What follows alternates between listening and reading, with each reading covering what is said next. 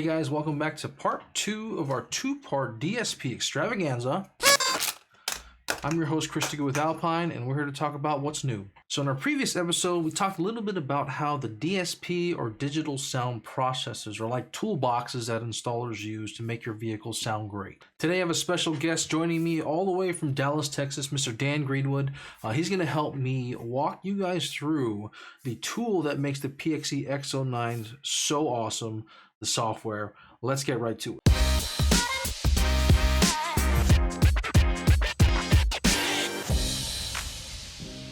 So last week we introduced Alpine's latest DSP, the PXE-X09.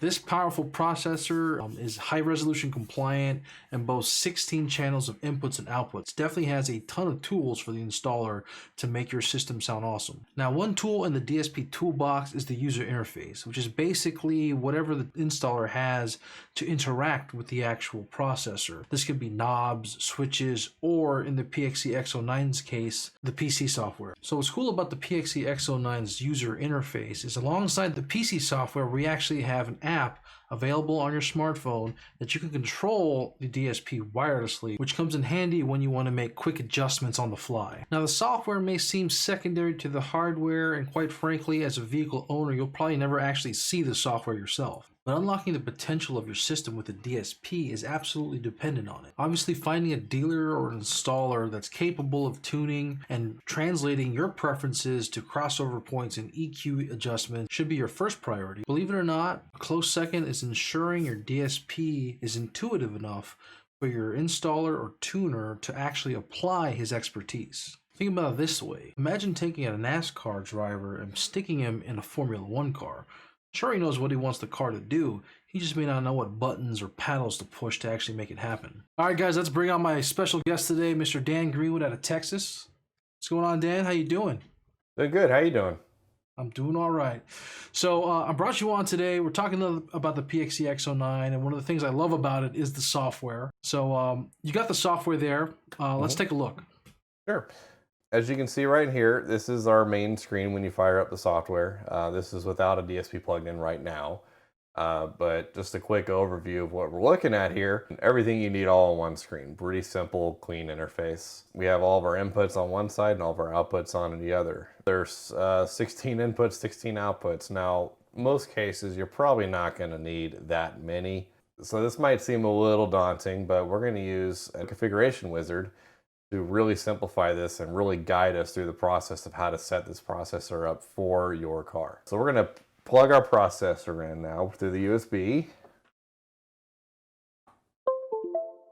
You hear that beautiful sound. Love it. We'll hit the power icon. And first things first is we're going to see the configuration wizard. Now the configuration wizard it's going to be the guided steps of how you set up all the inputs and the outputs of the processor to really make your life a lot easier. And also it does some mixing for you in the background, and we're going to show you some of that here in a moment. So right off the bat, it's going to say, hey, what is your source? This will be actually if you're using aftermarket radio, high level if you're using a factory radio or maybe a factory amplifier. You also have digital inputs and Bluetooth. So Bluetooth's pretty cool because you can use that no matter what. You can just pair your phone to it, or maybe even use this without a radio and just have your phone be your source. Great for like a classic car if you don't want to put a radio in it. That's clever, yeah. For this case, we're going to be using high level because we're actually going to act like we have a factory three-way system. 2 tweeters, 2 mids, 2 woofers in the front. So we can scroll through here and we can actually see is that system that's in our car that we have hooked up to this, is it in this list?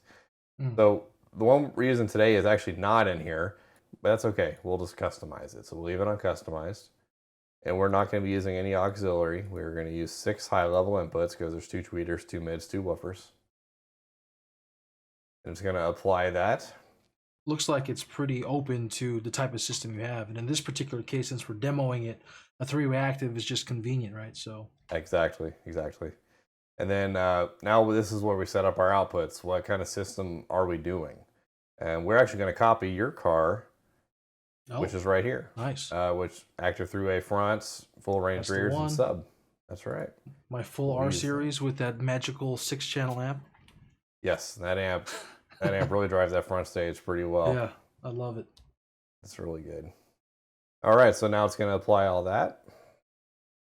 I mean, relatively, this is quick. I mean, I'm pretty surprised at how it processes so fast after you've made a major change like that. Yes, it's very quick. And as we can see here, we are now only showing the channels that we are using. So it definitely simplifies everything. All of our outputs are already labeled because we chose that predefined system, but we didn't have that for the input. So we're going to tell it what kind of signal we're giving it. So we just click on it, and then start applying this. Nice. So that, it gives you a lot of, versatility in creating a system. And probably in most cases, you're going to find that input system in that input selector, right? In most cases, but sometimes it's useful to do a custom one there. Yeah, if your system's there, awesome, select it because it'll save you from having to do this. But if it's not there, we got you covered as well. Right. So now we have our inputs set up. First thing we'll notice is we have signal playing. And the way we know that is we see these little green dots flowing through the system. They go all the way from the inputs to the outputs. I think that's pretty cool, me being a huge nerd. But what that does is it says, hey, we're verifying that we have signal flowing all the way through the processor. So if you don't see this flowing, then it'll even help you identify where your problem is, if you're having any problems. Another thing you'll notice is we have an RTA down here. So this is actually monitoring our output, whatever one we have selected out of our 9 outputs that we're using right now.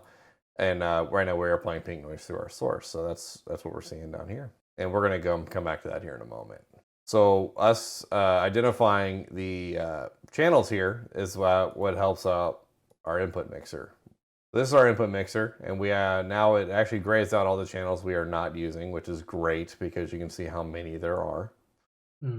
We'll see here that it actually already mixed and summed what we needed from our 6 inputs to our 9 outputs. So like when we look at our tweeters here, they're only giving out tweeter signal to output to the tweeters. If you look at the rear speakers here, you'll see that they have tweeter, mid, and woofer all summed together to make full range output. Now, this is not going to be perfect all the time, and we always encourage you to go in and just kind of look through it and make sure. For example, on our sub out, we don't need tweeter and mid-range signal in there, so we can take those out. Configuration Wizard will give you a decent baseline of what signals are going to go to where. But it's a really good idea, as Dan said, to go in there and start making sure that all the signals are going to where they need to be, right? That's correct. Yeah, so that it can really save you a lot of time using the configuration wizard to set that up. And like I said, so we can now utilize this RTA to make sure we have full range. So one of our full ranges that we have in the system is one of the rears, right? So we'll take a look at the left rear and we can see that we do have full range. Now, it's not perfect because it is a factory amplifier. It's probably not going to be perfectly flat.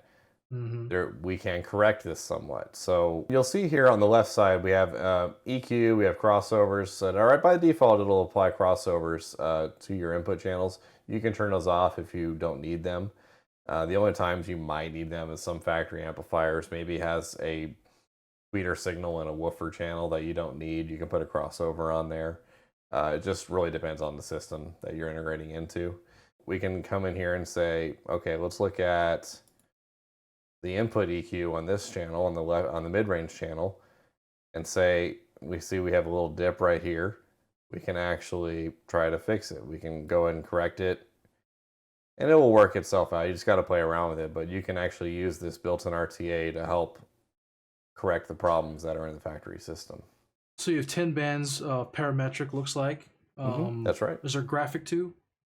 There is graphic. So if you want to use graphic, because parametric really scares you, you have graphic. Now, we can talk about the differences. It does scare you, huh? Okay. If you think that's scary, we'll take a look at one of the output EQs. So there are 31 bands per each output, and these are all parametric or graphic if you're scared. Yeah. All jokes aside, I love the 31 bands, and especially if you're trying to really get detailed adjustments, you can squash all 31 bands within the frequency range of that particular component if you wanted to. That is correct, yes. For those of you that are just curious, what is the difference between PEQ and graphic EQ? Graphic is it only allows you to switch predefined bands at these level. That's it. Right. Parametric, like Chris just said, allows you to take each band and you can move it wherever you want. And ours will do it within 1 hertz increments. You can really get in trouble with this. And also you can adjust the Q. So you can make it real narrow or real wide. And you can do this with every channel. That's awesome. So one thing that's really cool is you'll notice if you look at these little boxes here, it's a little window to what the EQ looks like. So if you're at a glance, you want to see what a crossover EQ looks like on a channel, you can see it. And it'll actually update in real time. So you can see that when I adjust this band here, you'll actually see it move up and down. You'll actually see it move across or go down. That's awesome. I like a lot of 1K. So there we go. Perfect.